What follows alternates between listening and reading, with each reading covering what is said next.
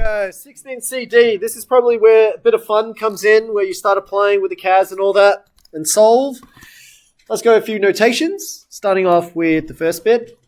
When you write it like this, X with that little squiggly line, that means X is distributed. So one quick way, instead of in the exam, instead of saying using normal distribution or binomial distribution, you can say X is distributed.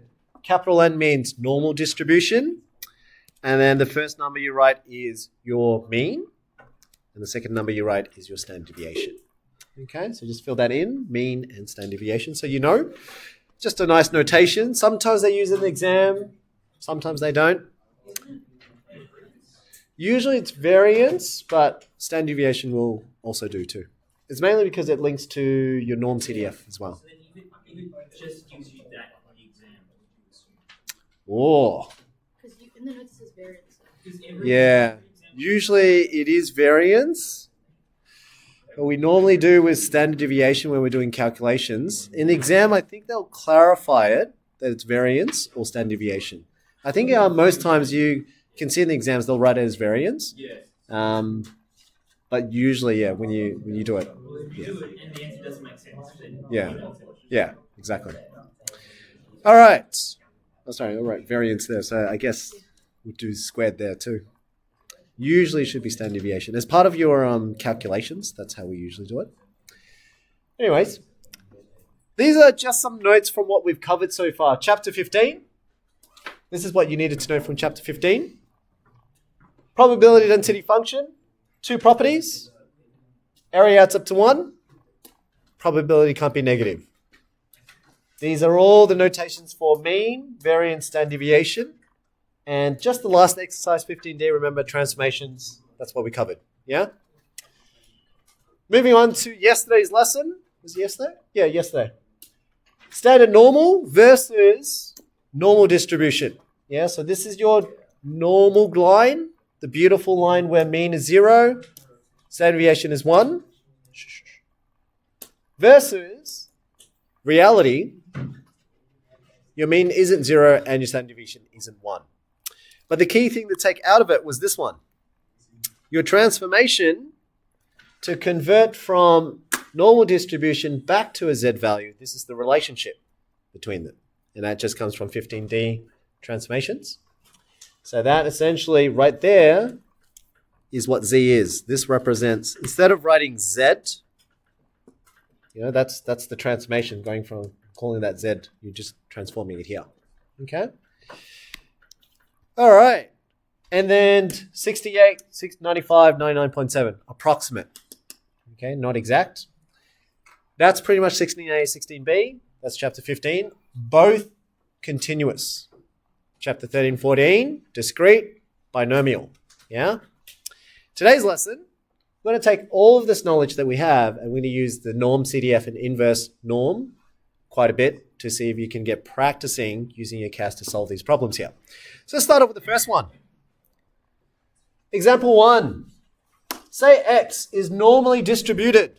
Okay, so it's normally distributed with a mean of 80 and a standard deviation of 12.5. Well, technically that we can probably fix that if we're going to stick with variance. Usually do that 12.5 there. But yes, this is variance would be in the square of that. Now, you've got the mean and you've got a standard deviation. I usually like to picture what's happening, especially for normal distributions. I normally draw, just for myself, I draw it out. I say, okay, so 80 is the mean, standard deviation is 12.5. What they're asking is, if X is normally distributed, which this is the X-axis, so it matters if that's X or not, they're asking, what's the chances of X being less than 95? So 95 clearly has to be somewhere on the right-hand side. We're asking for less than. So less than 95 goes down this way, and probability in a continuous random variable is the area. But we know how we can work that out. It's either, again, you can type the function itself, integrate between negative infinity up until 95, or CAS. Menu 5, so probability distributions, and then norm CDF. So what are we doing? We're putting our lower boundary. So here's our lower boundary. Here's our upper boundary. Mean is 80. Standard deviation is 12.5. See what you get. Let's check my answers. All right. Who's got the answers? What's the chances? 'Yes, I got that too. I got 0.8849. Yeah, 8493069, roughly. Okay. Usually round to 4 decimal places. Usually those are the questions. So keep as many decimals as you can. Check your float that you can accommodate for 4 decimal places with probability.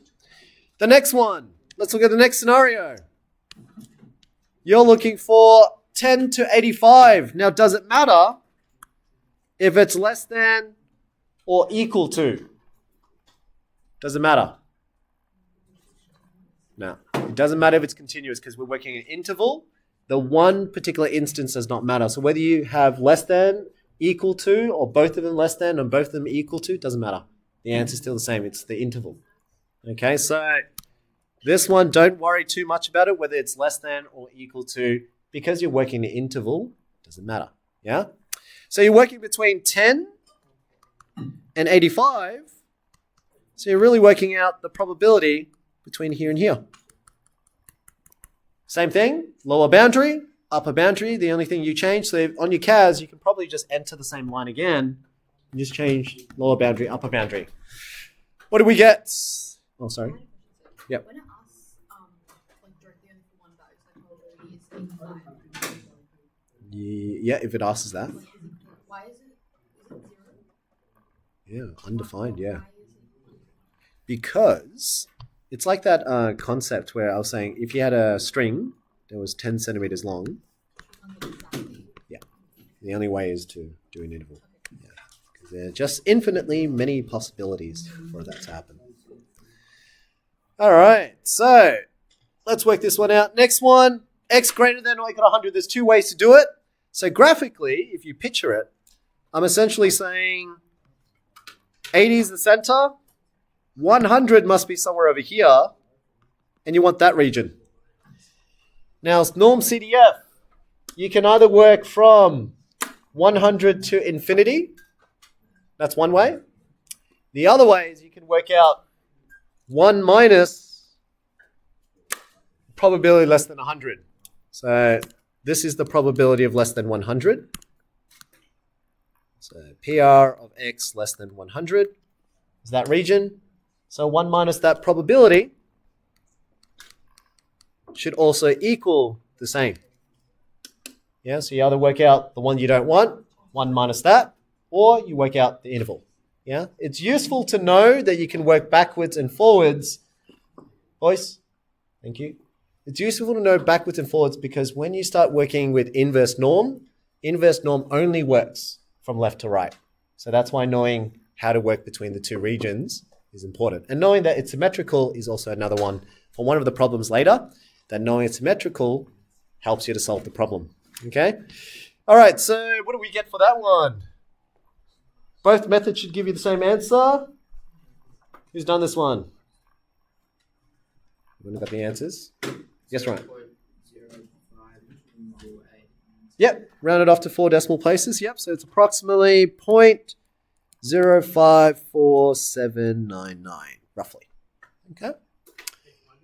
Very good. So this is just practicing norm CDF. So practicing norm CDF and understanding how to work with that. Yeah, I was just showing 2 ways. Because later when you start working with the problems, knowing how to get that region is also good too. Yeah. So working left to right and right to left is also just knowing that you can be flexible with problem solving questions. All right, flip over the page. Oh, is that the answer? Whoops, let me delete that.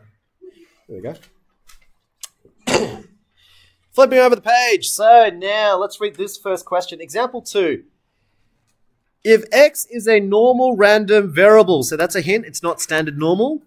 So this is reality.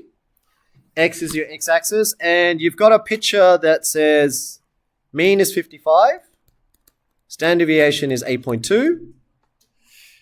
They say that you want to find A if X is less than C and the area is, or the probability is 0.88. Find that C value. Well, let's think about it. In a normal distribution, exactly from 55 and downwards, what's the probability here?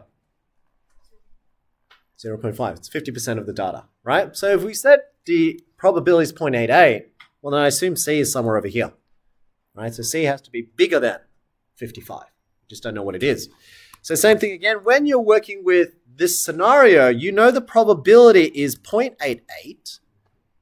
You know the mean, you know the standard deviation. You can use inverse norm, which is what I thought yesterday, but I realized yesterday we didn't have the standard deviation, so that became a problem, okay?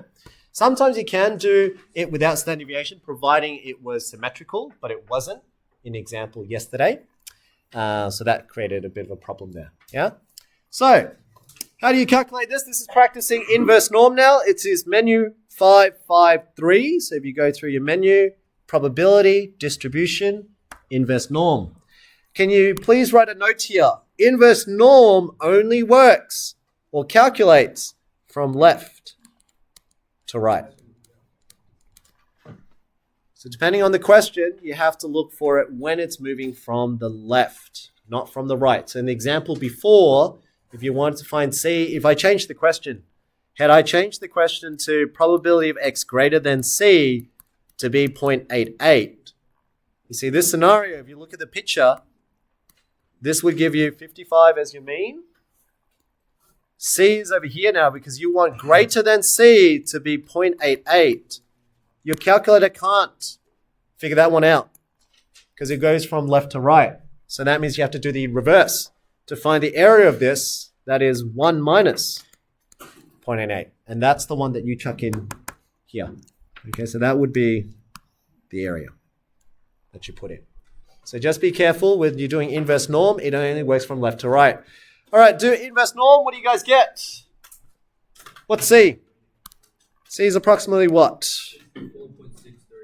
That is correct. 64.6348, approximately. So that means, see up here, we just had to look at it, there'll be 64.6348, which makes sense. It had to be bigger than 55, and we were correct. Okay. So inverse norm, area is 0.88, and what's the mean? Means 55, standard deviation 8.2, then you should get that answer. All right. Let's have a look at B. Now B, I want you to find, now this says if Z is a standard normal. What's a standard normal mean again? Beautiful. So this one, when they say standard normal, they're trying to tell you that you're now working in a new distribution where it's the z-axis, mean is 0, standard deviation is 1. So they're asking for what z value greater than m, so on the z-axis there's an m value, such that the area is 20%. Okay, so how would you work that one out? So think again, if you're doing inverse norm, you can't do it from the right to the left. You have to do it from left to right. So we already know mean, we know standard deviation. So part of inverse norm, we've got these two already. We just need the area. We can't do it from point 2 because point 2, it would actually calculate it this way. It goes from left to right and it says point 2 is here.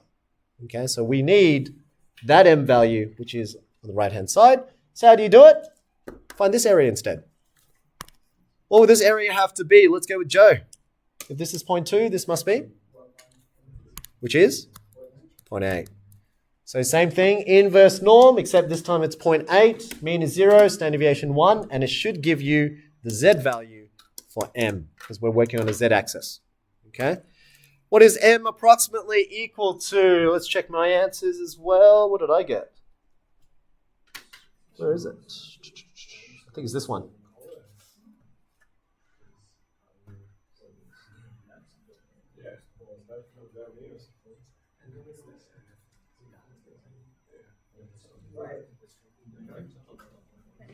Yes. I realized I did a longer method to get there. There was a quicker way to get there. What'd you guys get? What's M? Yeah. A is like a normal variable, right? B is a standard. What do you do different? One coach, one train. What do you do different? Yeah, except one. The steps to work out on your CAS, Do we have to transform the first graph or something? you can. So there's two ways to do it. So you can do it like this. Mean is 55. Standard deviation is 8.2, yeah? Yeah. And you can find this, let's call it M as well. It's a different value to the Z one. This is the x-axis. So what you can do is that since you know from here onwards is 0.2, the calculation for this one, still 0.8. The only difference is on the CAS, if I do it like this. If I did menu 5, menu 5, inverse norm, I say 0.8, 55, standard deviation 8.2. What this gives me now is the X value. So this is now 61.9012. This one, had I done it the other one, this one would have been mean of 0, standard deviation of 1. This gives me the Z value. So that means the Z value equivalent to it is 0.8416. Okay? So how do you connect these two together? So remember in the notes just on the first page, Z is connected by X minus mean divided by standard deviation. So another way to calculate it, you could have used 61.9012, take away the mean, divided by 8.2, and you should get the same thing. So let's try it. So if I did that one, take away 55, divided by 8.2, I get the same answer. See? So there's two ways to do it. You can convert, and that's the conversion. This is the conversion, taking X back to the standard normal. So that will give you the Z value. So I took X 61.9, take away the mean, divided by standard deviation. That essentially shifts it all back to the when the mean 0 and standard deviation 1. So that 61 corresponds to the Z value of 0.84. And that's the conversion between the two. Okay. So you need that for the next few questions, but good question. All right. What about the next one? Double I. Has anyone gone ahead and got double I? Should be the same thing. Yep. I got 0.508134. Let's see. 0.52. Oh, what did you say? 0.508134. Oh, yeah, I forgot to add 1 and divide it by 3. That's my bad. That's true. I got 0.5225401 for the original value, and then Yeah, that's right. For those who weren't sure what we're doing, to find it again, same thing, let's draw the picture. Part 2 says you want Z values to be at 0, 1. You want it to be less than or equal to 3 times n minus 1 to be 70%. So that means the probability has to be less than a certain value to be 70%. So, thanks team. 3n minus 1 must be here. The probability less than that must be 0.7. Like that. So you can use inverse norm to work out what that Z value should be. So here we go. Z value, inverse norm, let's work it out. Menu 5, 3, inverse norm of 0.701. So you should get 0.52449. But since that equals to 3n minus 1, then to find n, you add 1 to that and divide it by 3 to find n. So since 3n minus 1 equals z, 3n minus 1 equals 0.52449. Thanks, team. Yeah. What was it? I didn't really check it. Oh, sorry. Yeah, you're right. My bad. Couldn't read my own handwriting. Shh. Thanks, team. And the last bit there, add 1 on both sides and then divide them all by 3. So you should get n was equal to, let's do a quick calculation there. That's what? Plus 1 and then divided by 3.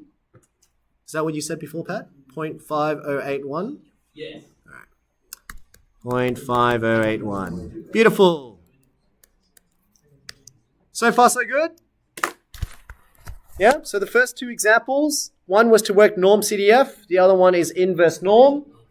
Just be careful, inverse norm works from left to right. Cool? Now, I want you to have a go. This one, I'll give you 5 minutes, but one caveat. I want to see how many people can actually figure out F.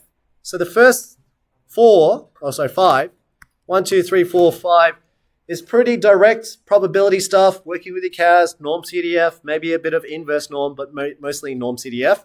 But it's that last bit where I get you to think just a bit. It's not even that much harder. But be careful, this actually says equals 0.95, doesn't say approximately 0.95, it says equals to 0.95. So I want to know, what is C1 and C2 roughly? Okay? Have a go with that. I'm going to give you 5 minutes and I'm going to write the solutions up so that you can check your answers. But have a go with this one. 5 minutes. It's exercise 16C, question 17. See if you can get this one. I'm going to pause the video. C, I've drawn a diagram to help you visualize. It's an inverse norm. So do an inverse norm. Should have got 33.51 roughly. Then K, this is the opposite. Inverse norm can only work from left to right, so we know that region has to be 0.1. So inverse norm again, and you should get roughly K is 13.029, boys. Thank you. Then the last one. Ryan brought up a good point. That's true. C1, C2 could have been anywhere as long as it adds up to 95. When I saw the question, I immediately just jumped to the symmetrical assumption, but that's true. It doesn't have to be. So when we're solving it, because it's making an assumption that's symmetrical, if it's 95 in the center, well then both sides have to add up to 5. And because that's 5% adds to 95 makes 100. So that means each side is 2.5%. And if that's true, this one is working from inverse norm. This area here is 0.025, whilst the area for this region would then be 0.975. Go 97.5%. Okay? Inverse norm, and you should have got these 2 answers. Here we go. 8.28 and roughly 35.71.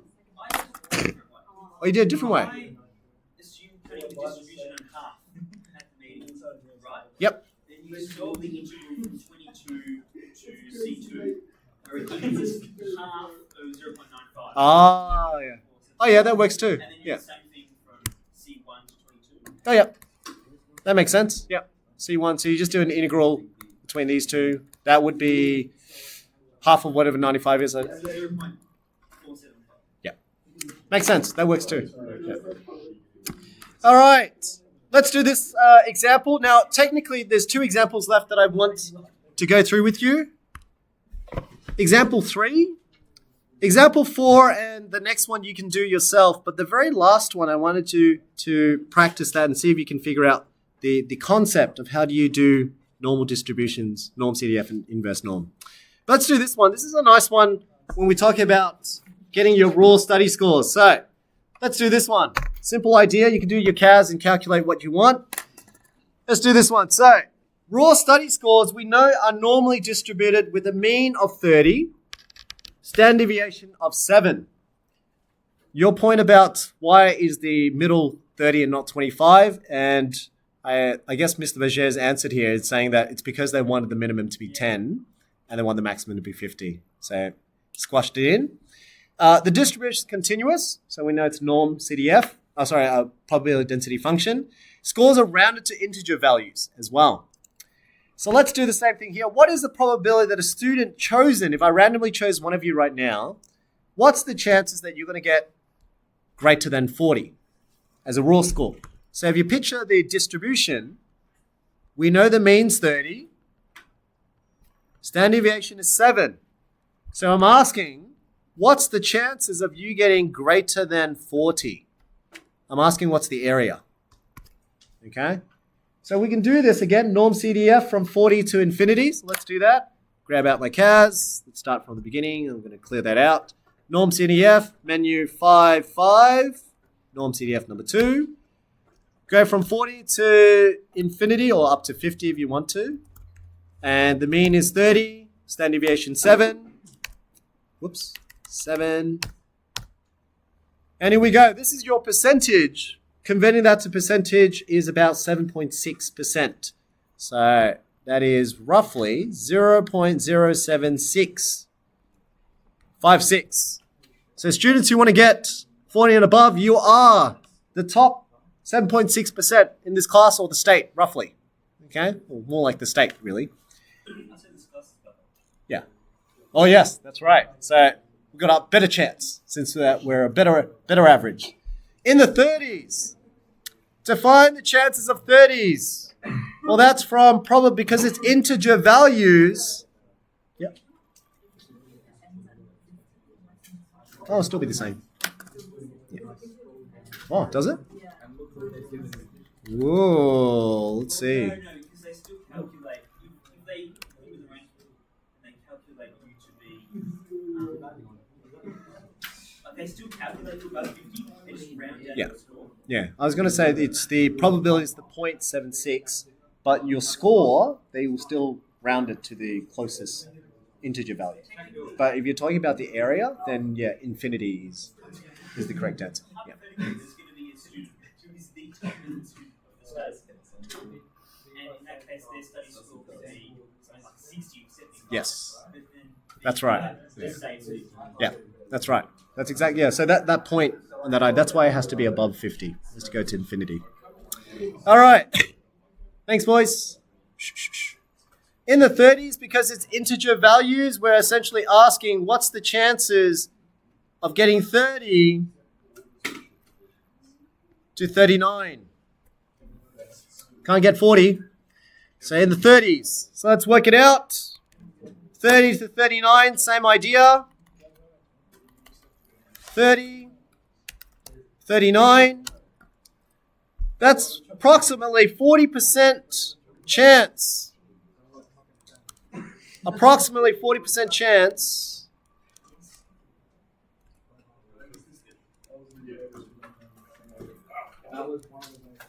Thanks, team. Can we not speak while I'm speaking? Afterwards, you guys can have a chat. As I'm going through this, it's just a simple direction, so we all know what to do. Greater than 35, given they scored above 32, that's a conditional probability there. So we're saying probability of X greater than 35, given that it is already greater than 32. Conditional probability means that we're going to find the intersection when is greater than 35 and X greater than 32 in common. It's just X greater than 35. That's right. So here, for those who aren't sure in that step there, this essentially just means on a number line greater than 35, but also greater than 32. Well, they only have in common after you're greater than 35. So X greater than 35 over probability of X greater than 32. So how do you do that? Again, same thing. Norm CDF, one 35 to infinity, and the other one's 32 to infinity. So let's do it. Norm CDF, 35 to infinity, 37. Norm CDF, 32 to infinity, 30 to 7. And it's about 61% chance, roughly,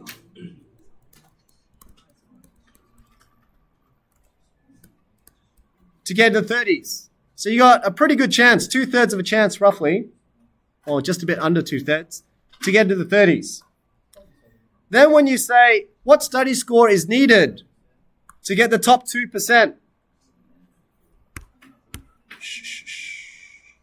Thanks, boys. Let's draw out the distribution. You know, means 30. Means 7. Top 2% just means the chances is that you're 0.02. So to be there, you're trying to find what value. That's an inverse norm. But inverse norm works from left to right, so this has to be 98% over here. If that's 2%, that must be 98%. So inverse norm up to 98 as your area. You can work it out. So from here, let's do it. Menu. 5, 5, 3. Inverse norm. Area of 0.98. Mean is 30. Standard deviation of 7. And that tells you you need at least a raw score of 44.37, which really is about 44, to be in the top 2% of the state. Okay, so that's the rough idea. So you can do a bit of calculations based on that with your CAS calculator to work out roughly what do you think, logically, what you might get at the end of this year. Now, the textbook question, this one you guys can definitely do without me. Question 4, you can definitely do with a bit of thinking as well. But I wanted you to have a look at this one. It's a very straightforward one. It takes you on a bit of a movement. So I want you to have a look at this problem first. And we've got about 20 minutes. So I can give you, let's give you 4 minutes to see if you can start a problem. And if you can solve it, great. If you can't, I'm going to show you the answers to them. But try this one. Example 5, machine A is packaging bags of mints with a mean weight of 300 grams. Draw the diagram if it helps. The bags are considered underweight if they weigh less than 295 grams. It is observed that, on average, 5% of the bags are rejected as underweight. So assuming the weights of the bags are normally distributed, find the standard deviation. So they want you to find standard deviation. So the tip here is if it's missing either the mean or the standard deviation, you still do the same thing. You'll need to use that transformation understanding to solve it. I'm going to give you four minutes to have a think about a strategy. Write down a strategy, see if you can solve it. I'm going to pause the video. All right, so for example 5, I like to draw the diagram, so have a look if you didn't know what to do. You got mean weight of 300 grams. One of the key things is assuming the weights of the bags are normally distributed. So I drew a normal distribution. I said the mean was 300. So there we go, means 300. Bags are considered underweight if they weigh less than 295. So 295 somewhere over here. Less than that is underweight. So I labeled it. And they say that it is observed that on average, 5% of bags are rejected as underweight. That's a key sentence. They're telling you that the chances of picking a bag that is underweight is 5%. And because it's chances, essentially I'm saying the area under this curve between negative infinity up into 295 should be 0.05. So I just said, okay, well 0.05, that's the area. Now if that's the area, here's the transformation. This is your X distribution. Thank you, boys. This is your X distribution. This is the Z normal. Problem is that we don't know the standard deviation for this one. But we do know the mean and standard deviation for this one, and we can convert them. That area is 0.05. There must be the same area here, but we just don't know what the Z value is. But you can work it out because from left to right, inverse norm, you know you want 0.05, you know the mean, you know the standard deviation, you can actually work out what the Z value that corresponds to that is. So what I did was I typed it on my CAS, and there we go. So I typed in inverse norm, area is 0.05, mean is 0, standard deviation is 1. That spits out the Z value, so standard normal is negative 1.64. So that is negative 1.64. But the property that connects Z and X, which is that transformation I was describing, here's the connection. Z value is the transformation of X value by minusing the mean divided by the standard deviation. That was just moving left to right and then times it by the dilation factor. So here, X is 295, mean is 300, standard deviation I actually don't know, but I know the Z value has to be negative 1.6448, because that's what it has to be. So, solving for that, I just typed on the CAS. I just went solve for 295 minus 300 divided by standard deviation. I put an S equals to that value. And then to calculate the standard deviation to be 3.039, roughly. Somewhere there. Hands up if you got this question correct. An approach, good, good. The other way to approach is the one I did yesterday. You can do the integration of the function. If you changed it to its original function, you can do the integration and it works as well. But that's the other way too. Okay? I'll leave it there. Thank you, team. I'm going to stop.